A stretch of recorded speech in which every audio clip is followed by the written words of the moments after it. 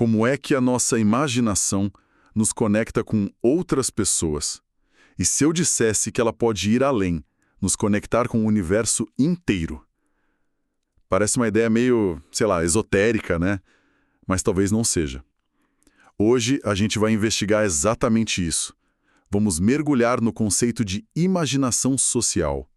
A tese é que a maneira como a gente se enxerga dentro de um todo, seja nossa família, o nosso país ou até mesmo o cosmos, isso molda completamente as nossas ações, o nosso senso de responsabilidade.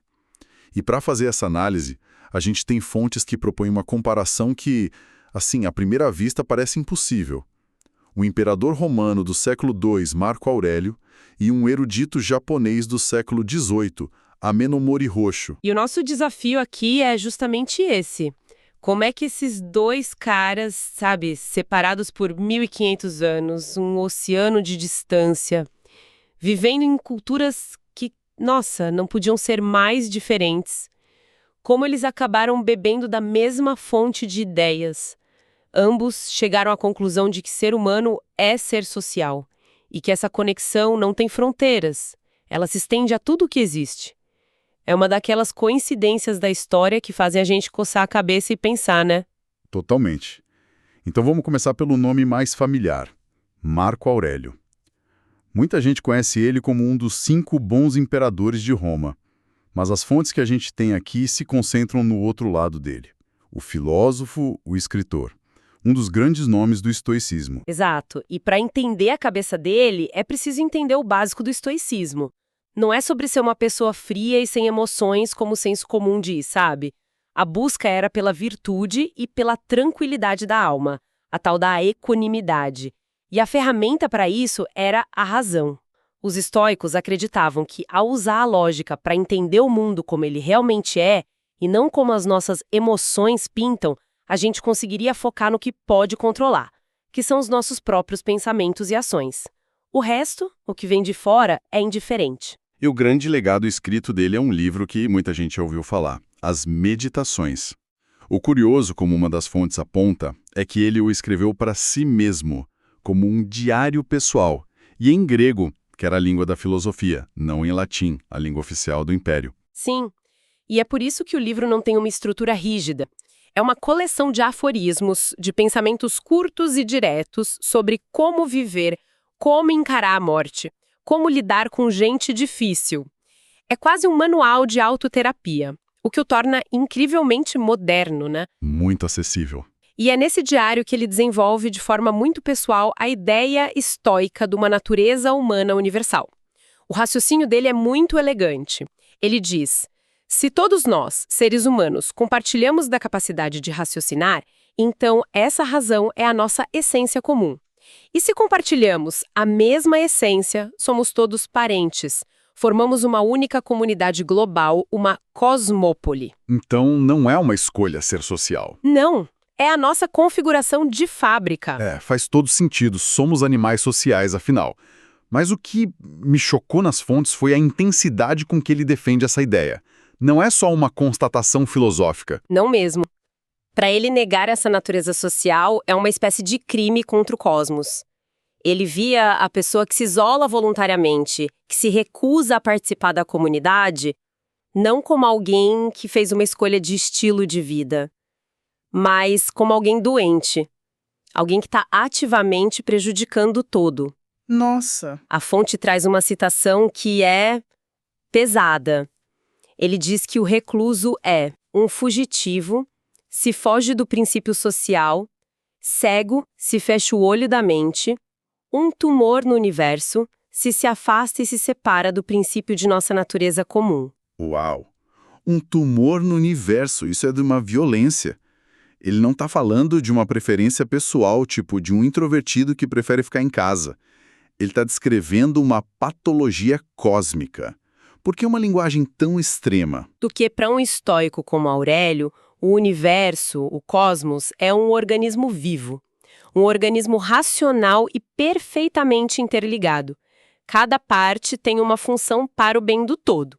Uma estrela tem sua função, uma abelha tem sua função e o ser humano tem a sua. Usar a razão para cooperar socialmente. Se você se isola, se recusa a cooperar, você não está apenas sendo antissocial, você está agindo contra a própria natureza do universo. Você deixa de ser uma célula saudável e se torna uma célula cancerígena. Um tumor que só pensa em si mesmo e prejudica o organismo inteiro. É uma visão bem radical da responsabilidade individual. Muito. Isso me faz pensar na nossa cultura que muitas vezes celebra o individualismo, né? O lobo solitário, o empreendedor que se fez sozinho. Na visão de Aurélio, isso seria uma espécie de doença. Exatamente, ele diria que a gente estaria celebrando o tumor. Que loucura. Para ele, essa ideia de se fazer sozinho é uma ilusão perigosa, uma cegueira. Ninguém se faz sozinho. Estamos todos imersos numa teia de relações, de dependências, a linguagem que a gente usa, a comida que a gente come, a segurança que temos. Tudo depende de uma cooperação social complexa. Ignorar isso é ser, como ele diz, cego. E a prática estoica é justamente um treino para abrir esse olho da mente, para enxergar essa interconexão em tudo. E essa visão de um universo que não é caótico, mas sim um sistema harmonioso, aparece em outra citação das fontes que é quase poética. Ele escreve: "O que vem depois está sempre em afinidade com o que veio antes. Uma conexão racional. E assim como as coisas existentes estão harmoniosamente interconectadas, os processos de vir a ser não exibem mera sucessão, mas uma afinidade maravilhosamente inerente." É lindo, né? Lindo, mas parece um salto de fé gigantesco olhar para o mundo e ver essa harmonia toda. É um salto, sem dúvida. E exige um esforço constante para ajustar a perspectiva, sabe? Para olhar além das aparências caóticas do dia a dia e tentar enxergar a lógica maior, a tal afinidade inerente. É um exercício de imaginação, no fim das contas. Essa visão do cosmos como um sistema interligado é muito poderosa. Mas será que é uma ideia exclusivamente ocidental que nasceu do estoicismo grego e romano? Ou será que essa mesma intuição, essa percepção, aparece em outros lugares, em outras culturas, de forma totalmente independente? Essa é a pergunta de $1 milhão. E é aí que a nossa análise dá um salto de 1.500 anos no tempo e meio mundo de distância, para o Japão do século XVIII e para a figura de Amenomori Hoshu. E o contexto aqui é fundamental para entender o quão extraordinário ele era. Hoshu viveu durante o período Edo, uma época em que o Japão, sob o shogunato Tokugawa, estava, basicamente fechado para o mundo exterior, a famosa política do sakoku. Certo, o Japão feudal isolado. Isso, o contato com estrangeiros era mínimo e super controlado. E no meio desse cenário surge esse erudito.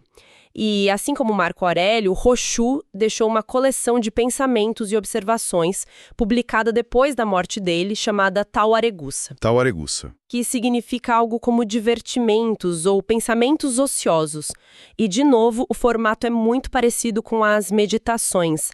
Anotações curtas sobre tudo, de literatura e política, a moral e religião. Não era um tratado para o público, era um registro das reflexões dele. E o incrível é que, nessa coleção de pensamentos, a gente encontra um eco, quase idêntico, ao que o imperador romano escreveu 1.500 anos antes. É uma daquelas coincidências que fazem a gente pensar se não existe uma verdade universal, sabe?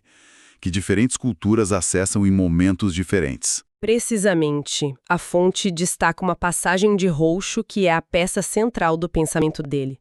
Ele escreve: "No mundo, todas as coisas cooperam. Assim diz o ditado, e o caminho dos sábios ratifica a afirmação. Uma nação não pode subsistir apenas com uma capital e sem o campo. E da mesma forma, o reino do meio, a China, não poderia ter progredido em seu caminho sem os bárbaros, os reinos estrangeiros vizinhos." É impressionante. É quase a mesma ideia do cosmos interligado de Aurélio, mas com uma metáfora diferente, muito mais concreta. A capital e o campo, a China e os bárbaros. E vindo de alguém que vivia numa nação oficialmente isolada. Falar da necessidade de cooperação com os bárbaros é algo bem subversivo, né? Extremamente subversivo. E essa analogia da capital e do campo é genial, porque é atemporal. A capital, que se vê como o centro do poder, da cultura, da sofisticação, ela é completamente dependente do campo, que ela talvez despreze como rústico para sua sobrevivência mais básica, para o alimento. Sim, claro. Hoje, a gente poderia pensar na relação entre os centros financeiros e as cadeias de produção globais, ou entre o Vale do Silício, que desenvolve softwares, e a infraestrutura física de mineração e energia que o suporta. Honshu estava dizendo que nenhuma parte do sistema é autossuficiente. A arrogância de se ver como o centro é uma ilusão perigosa que ignora a realidade da interdependência. Mas isso não soa um pouco idealista demais? O mundo real, tanto na época dele quanto hoje, é cheio de conflito, competição, guerra. Não é exatamente um palco de cooperação, né? Como ele conciliava essa filosofia com a realidade violenta da política? Esse Lynch pergunta. Ele não era ingênuo, sabe? Ele era um confucionista muito pragmático. A resposta dele para essa aparente contradição não era um tratado político, mas algo muito mais profundo. Está registrada num diálogo que a fonte nos traz. Um visitante o questionou sobre qual caminho filosófico ele seguia.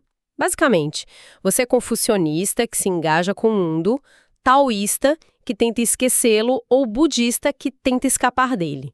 3 abordagens bem diferentes para lidar com os problemas do mundo. E o que ele respondeu? A resposta dele desvia da pergunta de forma brilhante e vai direto ao ponto. Ele diz: se os corações estão calmos, então tudo se conformará ao seu princípio adequado. Se os corações estão calmos. Estado de espírito, a sua condição interior. Com um coração calmo, você consegue perceber a ordem e o princípio correto das coisas mesmo no meio do caos. Sem ele, qualquer filosofia se torna inútil, ou até perigosa. Espere um pouco. Então a resposta dele para o conflito do mundo não é uma fórmula política, é uma postura interna. Ele está dizendo que o coração calmo, de um lado, e a equanimidade de Marco Aurélio do outro, são na prática a mesma ferramenta psicológica para alcançar a mesma percepção do mundo. Exatamente, é a mesma conclusão chegada por caminhos culturais completamente distintos. Ambos entenderam que a nossa percepção padrão do mundo é distorcida pelas nossas paixões, medos, preconceitos, pelo nosso ego.